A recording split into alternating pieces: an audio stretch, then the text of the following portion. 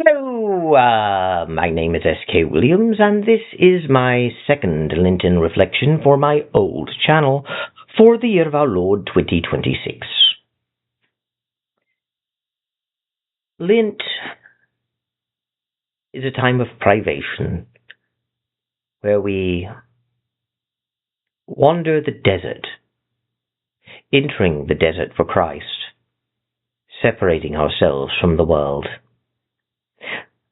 Most, of course, don't literally enter a desert, but most who observe Lent do give something up. And if you're properly following Lent, you withdraw to some extent from the world around you, focusing more time on spiritual matters and communion with God. We, of course, live in a culture that has moved away from that, and even those who practice Lent often merely give something up for a month, something lightweight or small. Some increase spiritual devotions, but not by much. And this is a great tragedy of our world. We need these times of reflection where we separate ourselves from the world. We need a quietness. We need a stillness. And yet we never avail ourselves to that quiet stillness of the moment. We always instead seek distraction. And I fear that it has been very damaging to our society. During Lent, our minds should turn to God, who is the source of all life. And as a culture, we do see signs of returning to God and possible revival, but we have largely walked away from God and embraced the secular world view, as they call it. The irony is, even though we frame secularism as not being religious by definition, secularism is not simply the act of not being religious. Secularism carries its own metaphysical commitments and its own dogmas. You can tell because people talk openly about secular values, and now brazenly so, as they try and implement policies that impose secular values and secular standards based upon secular values, and laws based upon secular principles that could not exist if secularism were mere neutrality. The truth of the matter is that secularism is a religion. It is not a religion that believes in gods and the supernatural, but it is a religion. Because religions are not all about belief in gods and the supernatural. A religion is any belief system that defines how we understand our world and how we live in it. And that's something that would be contested by militant atheists who would hate to have their own worldview called a religion.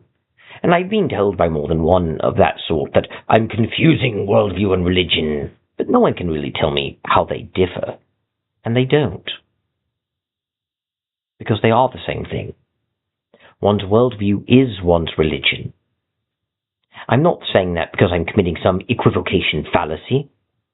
Even if I were wrong, even if worldview and religion are not the same thing, I've never been shown any compelling reason why I should accept that I'm wrong.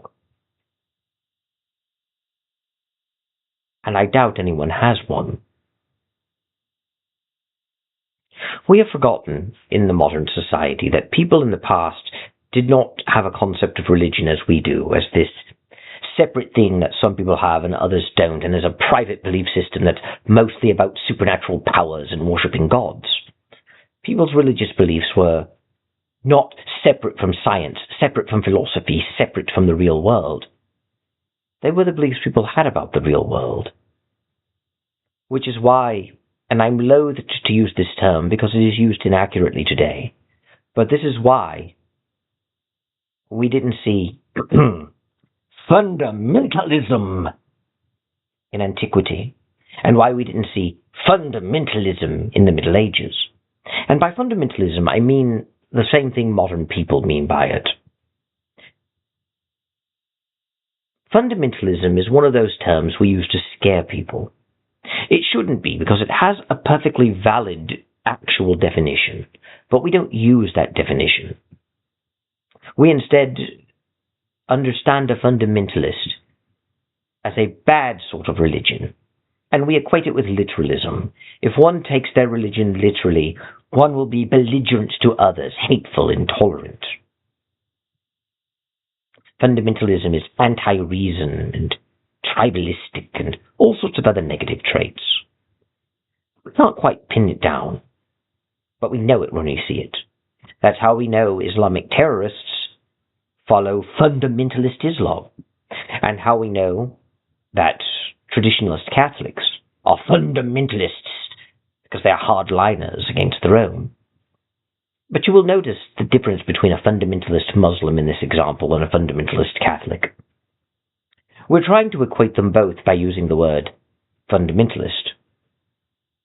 But traditional Catholics aren't going about blowing things up and killing people like the fundamentalist Muslim is. But we equate them both with the same term. And yet we never talk about fundamentalist secularists, because fundamentalism comes from religion, and secularism is the opposite of religion. It is not being religious. But the same traits they describe for fundamentalism exist in secularism, and must, because secularism has no mechanism for self-examination. Defining itself as not being religious and being neutral toward religion prevents it from questioning the principles and values that it wishes to impose upon us. For once they are questioned, it retreats back into the idea that secularism is not pushing values, so it never has to, even when it's obvious that they are, even when secularists say that they are. The truth of the matter is this: humanity is a religious animal, and anything we use to replace religion will simply be religion. It need not be a belief system or ideology that focuses on belief in a god or gods in the supernatural. It need not be that. Materialist, secularist beliefs can just as easily be religions. And for those out there scoffing at me, telling me that no one would agree with the way I'm using the word religion, that scholars and philosophers would say that I'm misdefining the term, keep in mind, the functionalist view of religion agrees very much with what I'm saying. And also keep in mind that while militant atheists like Sam Harris may disagree with me, they would also agree with me, contradicting themselves. For you see, the great Sam Harris, the brilliant neuroscientist, claims communism is a form of religion. So did that brilliant atheist orator, Christopher Hitchens. He said communism was a religion. So did the brilliant zoological atheist thinker, Richard Dawkins. Indeed, all four of the four horsemen of the new atheism agreed with me, and so do numerous other atheists online, and you will find numerous things they disapprove of being branded religion. When I brand secularism religion, they scoff and tell me that no philosopher, no academic would agree with how I'm defining the word religion. I'm obviously wrong, for religion requires belief in gods and the supernatural. And yet they will call materialist atheistic beliefs religious. And they will use the fact that these things are actually religions to say that they're not true atheism, not true secularism. You can't blame atheism with the great evils of communism. You can't blame secularism. You can't blame humanism. But why not? That's what they are. And therein lies the problem. We exempt from the same criticism and scrutiny that we give to religion. Secularism. Secularism never has to be submitted to that same scrutiny, precisely because it is not religion. And besides, we don't want a theocracy. Look at Saudi Arabia, or formerly Iran under the Ayatollahs, who have now been killed by President Donald Trump. But look how awful theocracy is. Theocracy means we are run by religion, and every time we're run by religion, we get Saudi Arabia. Every time we're run by religion, we get Iran under the Ayatollahs. Do we, though? Theocracy is, of course, another one of those words like fundamentalism that we misuse. A theocracy is a government whose head of state is a god. Iran was never a theocracy. It was an ecclesiocracy. But we don't use that term, and most haven't heard of it. We just use the word theocracy to mean a country ruled by religion. And we know that the word is bad. We know that theocracy is bad. Democracy is good, of course, but theocracy is bad. And if we have a theocracy, it will be a tyranny. And then, of course, we trot out the examples of Saudi Arabia and Iran under the Ayatollahs.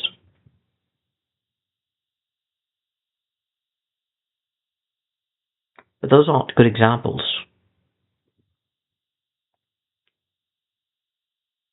After all, even though we protect democracy in the same way we protect secularism, communist countries were democratic republics. We say they weren't. We even depict the Cold War as a struggle between democracy and communism, asking which would win. But if you read communist literature, the communists didn't frame the Cold War as a struggle between communism and democracy. And the communists did not write about the need to overcome democracy. Communism is the highest form of democracy, as far as communist thinkers are concerned. Much of what we have in our world today, much of the confusion, much of the disappointment, comes from the fact that we define words incorrectly and think in shorthand based on those definitions and associations that we give words. We know theocracy is bad and will always be tyrannical. So if someone proposes having a country run by religion, it's a theocracy and it would be bad. And of course, anyone who would propose such a thing would be a fundamentalist, and fundamentalists are bad. We need democracy because democracy is good. And we never seem to realize that simply defining words a certain way doesn't change the reality. A country can be ruled by religious authorities and not be tyrannical. A democracy can be tyrannical. And using words like fundamentalism, or the other F word that sounds like fascism, a word that I can't freely use here on this platform, unless you're listening to me on Ramble, in which case, with apologies.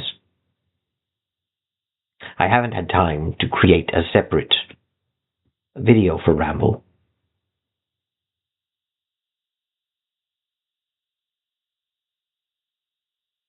But they're just scare words. Fundamentalism, the other F word, fascism. They don't mean anything. But they trap us from considering other possibilities, other alternatives. And we live in a world of deception where illusion is used to prevent us from improving our lives truly. And those illusions are not mere wordplay now, psychological games. We're now seeing, in the digital realm, machines being used to create images or videos that are becoming more and more realistic and difficult to tell from reality. We live in a time of deception when it's hard to determine what is real and what is not. And it's a time when our cherished ideals and identities are being eroded, and quite intentionally, national and cultural identities are being destroyed. And it began with the destruction of the church, which has been going on for quite a while, but in our modern world, the first iteration of it that we really saw was the new atheism of 25 years ago. The new atheism, of course, never had good arguments. People who were educated knew the arguments were rubbish and copied largely from the 19th century. But the culture seems to have thought that they won the arguments with facts and logic. Because we bought into the polemic, we bought into the myth, we brought into the illusion of atheists being the voice of reason, presenting us with logic and believing in science. We never questioned their message, and we never questioned whether or not they truly are being rational, honest. Not as a society, anyway. Individuals did, but not as a society. And it's easy to fall into those illusions. But when we do, it's very hard to determine what's really happening and break free from them. We often chain ourselves to our illusions because we cannot bear to have been wrong. But the darkness persists around us, and we chafe under our chains, even when we are given a key to unlock them. We fear what being free would mean, how our world around us would seem to change, what freedom from the cave will give us. But for those who are freed from their chains, and who leave the cave, and who see the world as it is, that initial fear, that hesitation, that dread, that refusal, that preference for the comfortable lie, it is a passing dream, or something one feels embarrassed about.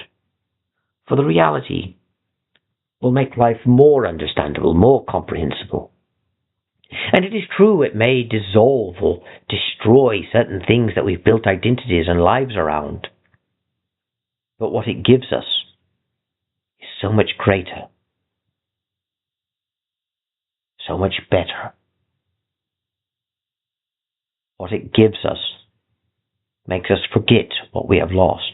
For what we have lost was nothing, and held us back into the abyss.